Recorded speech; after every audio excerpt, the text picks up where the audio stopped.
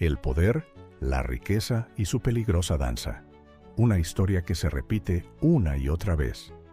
Hace más de 2300 años, un agudo observador de la política y la naturaleza humana, el filósofo griego Aristóteles, desentrañó un sistema de gobierno que hoy, en muchos aspectos, nos resulta escalofriantemente familiar: la oligarquía.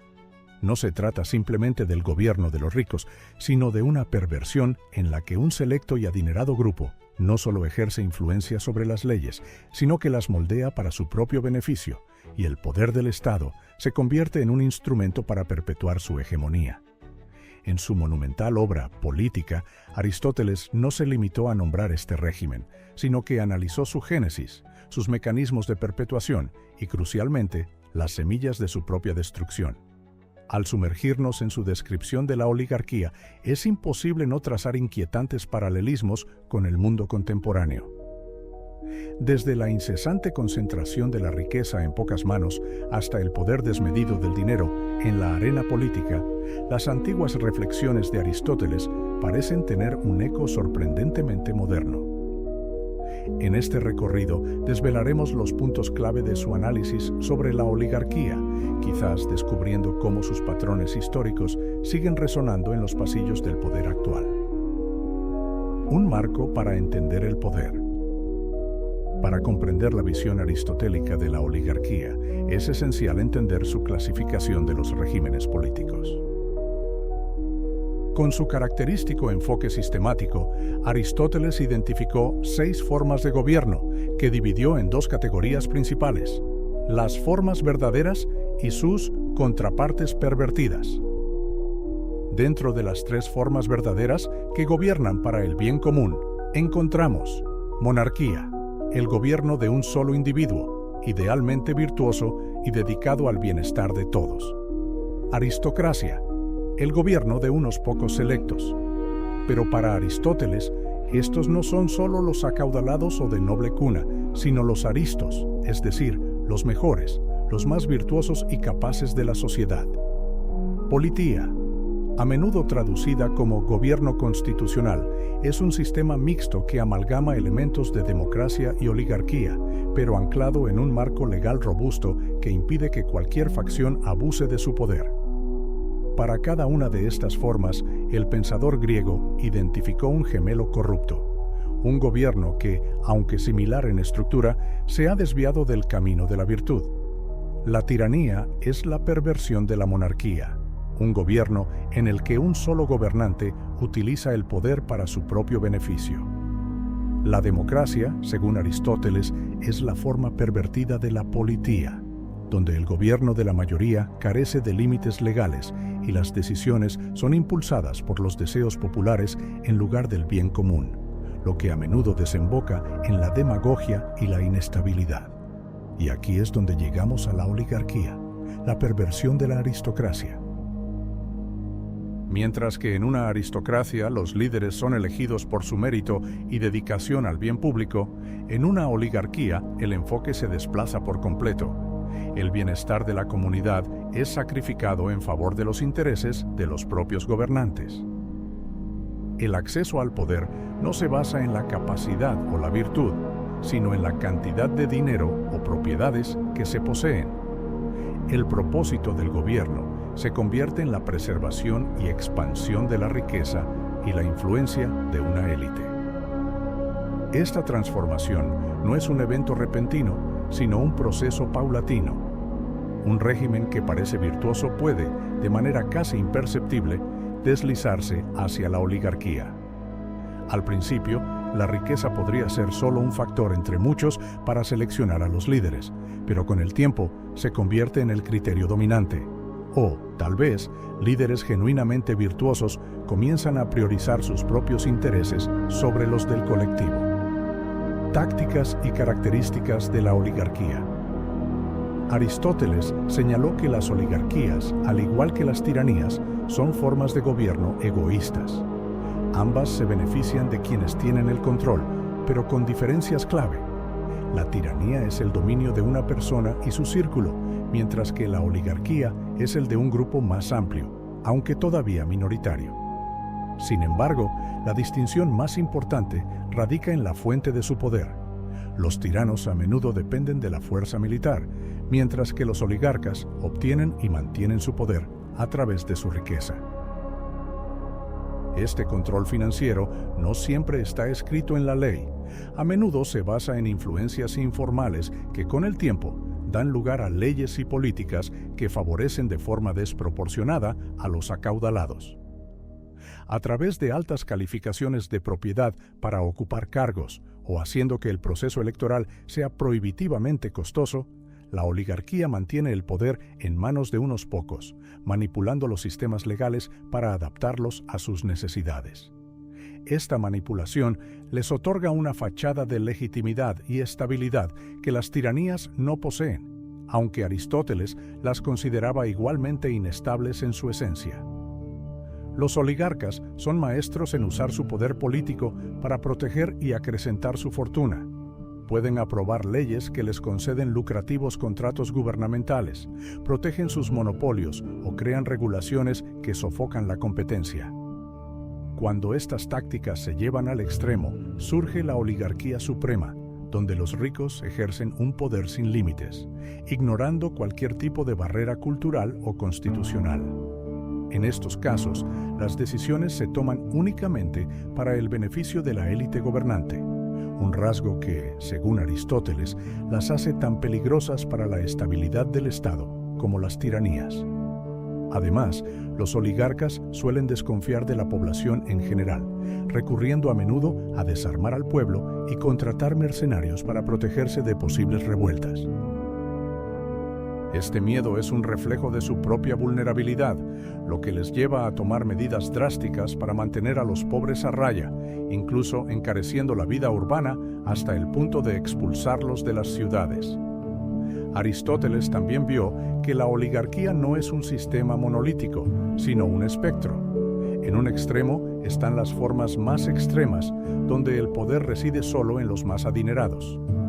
En el otro, un gobierno que, aunque parece abierto a personas con una riqueza moderada, sigue estando firmemente controlado por un círculo interno. El ciclo de ascenso y declive oligárquico. ¿Cómo llegan las oligarquías al poder? Aristóteles explicó que a menudo comienza con un cambio sutil. Un pequeño grupo de personas acumula riqueza, lo que les permite ganar más influencia política. A medida que su poder crece, moldean las políticas y las instituciones de tal manera que su riqueza se amplifica, creando un ciclo vicioso. La riqueza conduce al poder y el poder a una mayor riqueza. Un sistema que parece democrático o aristocrático puede deslizarse hacia la oligarquía sin que la mayoría lo perciba. Con el tiempo, las señales se vuelven más evidentes. Los más ricos empiezan a controlar todos los roles gubernamentales clave y el mérito se vuelve menos importante que la fortuna para obtener posiciones de liderazgo. Se normaliza la idea de que la desigualdad económica justifica también la desigualdad política. Una vez instalados, los oligarcas usan diversas tácticas para mantener el control. Primero, usan el poder del Estado para reforzar las barreras de clase, controlando sistemas como el educativo para asegurar que solo sus hijos puedan acceder a oportunidades de liderazgo. Luego, toman el control del sistema legal para moldear las leyes a su antojo, a menudo bajo la excusa de proteger los derechos de propiedad. Esto puede manifestarse en impuestos que benefician a los ricos o regulaciones que protegen sus negocios de la competencia. La oligarquía también se apoya en fuertes alianzas entre las élites que van más allá de lo político, matrimonios entre familias poderosas, negocios compartidos e intereses sociales en común. Estas conexiones crean una clase dominante cohesionada que trabaja unida para mantener su control. Esta concentración de poder conduce a una erosión de la virtud pública, donde el interés personal se impone al bien común. Señales de oligarquía en nuestro mundo moderno. Aunque Aristóteles examinó las ciudades-estado de la antigua Grecia, sus observaciones sobre la oligarquía son notablemente agudas y en ocasiones tristemente relevantes para muchas sociedades a lo largo de la historia. Consideremos algunas señales que, según su análisis, podrían indicar la presencia de tendencias oligárquicas hoy en día. Leyes que benefician a los ricos. Fíjese en las leyes y regulaciones que favorecen a los acaudalados a expensas de la población en general. A veces, esto no es obvio. Puede estar oculto en códigos tributarios complejos o sutiles estructuras regulatorias. Piense en un sistema que permite a los dueños de grandes corporaciones acceder a deducciones fiscales significativas, mientras que los ciudadanos comunes carecen de opciones similares. Concentración de riqueza. Observe si las políticas económicas tienden a acelerar la concentración de la riqueza. Aristóteles notó que las oligarquías usan su poder para enriquecerse aún más.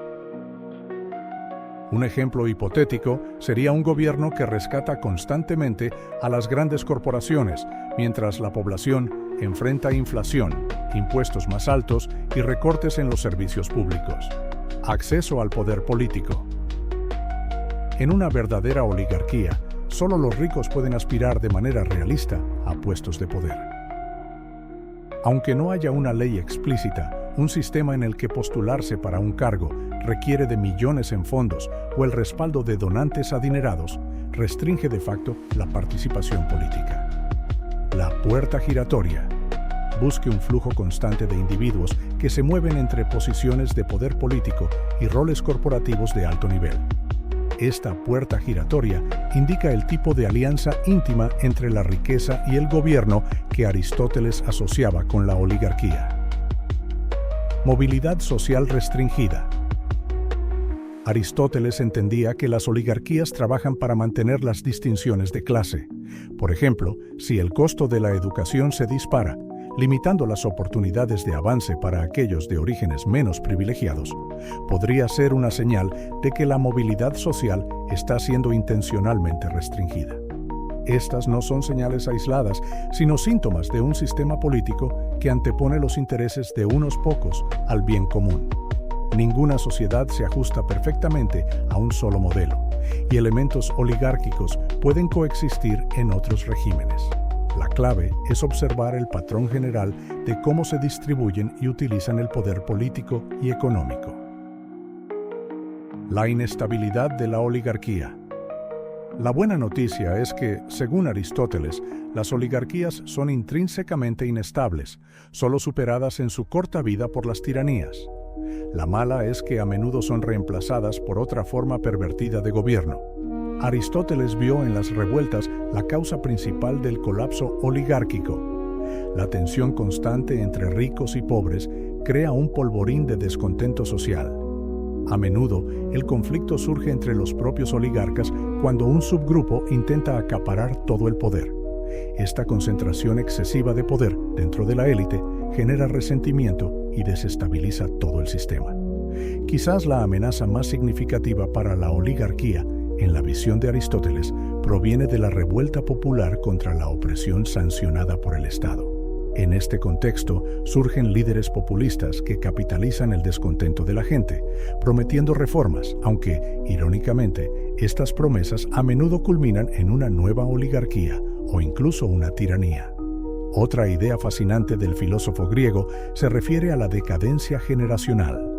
Los hijos de los oligarcas, criados en el lujo, tienden a volverse débiles y degenerados, mientras que los hijos de los pobres, endurecidos por sus difíciles circunstancias, se fortalecen. Esta disparidad, en última instancia, equipa a los oprimidos para rebelarse con éxito. El análisis de Aristóteles nos deja una reflexión atemporal sobre la dinámica de la riqueza y el poder en el gobierno. Desde el ascenso gradual del régimen oligárquico hasta las tácticas usadas por los poderosos para mantener el control, sus antiguas observaciones resuenan con una lucidez impactante en nuestro mundo moderno. Nos invitan a mirar más allá de la superficie de nuestros sistemas políticos y a preguntarnos, ¿dónde reside realmente el poder?